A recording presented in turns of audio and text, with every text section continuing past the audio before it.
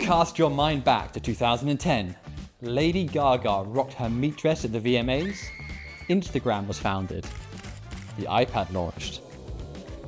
It was also the year that a UK high street bank launched for the first time in 150 years. This is the story of Metro Bank. The 2008 once-in-a-generation financial crisis still dominated the banking industry, and the public perception of bankers and banking was at an all-time low. After being granted a license from what was then the Financial Services Authority, Vernon Hill and Anthony Thompson founded Metro Bank on a £75 million launch investment, with the goal to open 200 branches, otherwise known as stores, by 2020.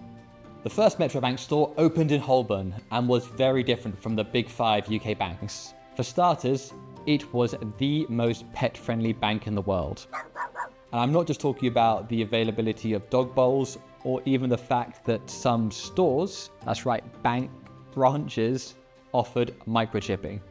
I'm talking about Sir Duffy II, Vernon Hill's own Yorkshire Terrier, who hand or paw selected the complimentary dog treats available in store. But what do you expect from the man behind Petplan and Fetch? Craig Donaldson was appointed CEO, and by the end of 2010, Metro Bank had opened 12 stores across London. By 2012, Metro Bank had raised $200 million from various partners, as well as garnering over $200 million worth of deposits. At the end of that year, Anthony Thompson stepped down as chairman, and we'll cover what Mr. At went on to do in an upcoming video. And over the next few years, things went well for Metro Bank. More and more stores opened, including a drive-through store in 2015. Stores then started growing outside of London. Metro Bank grew a strong base of both retail customers and business customers, with consumer rankings constantly putting Metro Bank ahead of the traditional high street banks. Now, we've got to talk about bank holidays. Traditionally, as it says on the tin, this is where banks close. Metro Bank doesn't follow these conventions. High street banks traditionally open from 9 a.m. to 5 p.m. Monday to Friday.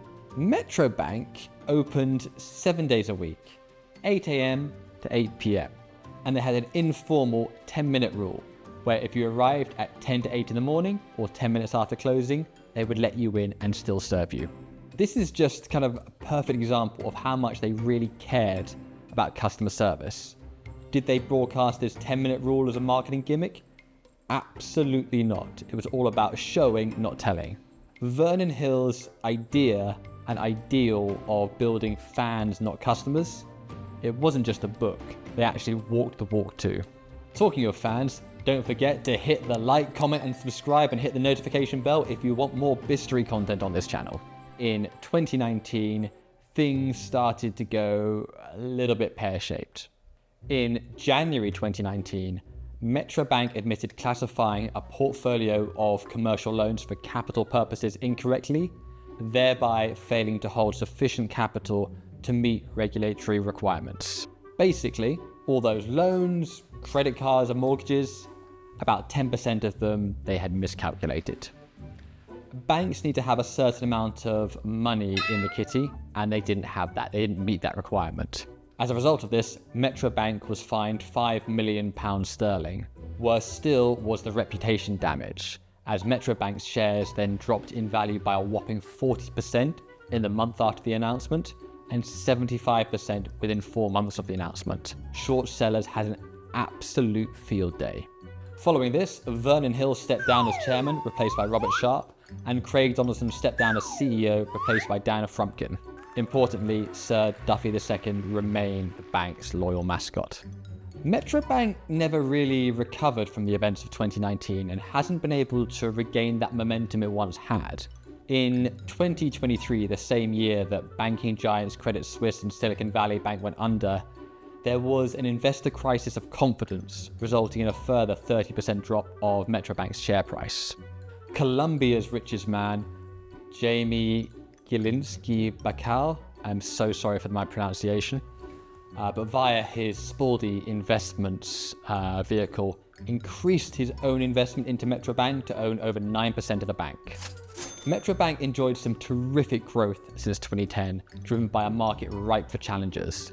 And what makes Metro Bank really interesting is that it positioned itself as the best possible high street bank, as opposed to trying to change the game like Monzo, Revolut and Starling. An accounting error has had a significant impact on it in recent times, and it has sadly had to look at all of its costs, including the elements that made it kind of special, like its opening times, that made Metro Bank stand out in this competitive industry. In spite of recent struggles, Metro Bank can still claim to be the champion of how fast you can get your card. No waiting on the post, your card, and checkbook if wanted, is printed then and there in store. It revolutionized the consumer banking experience and laid the foundation for the wave of challenger banks that followed. Hopefully, Metro Bank can find other creative ways to serve their fans, deliver their mantra, customer first, and pursue that vision that was set out in 2010.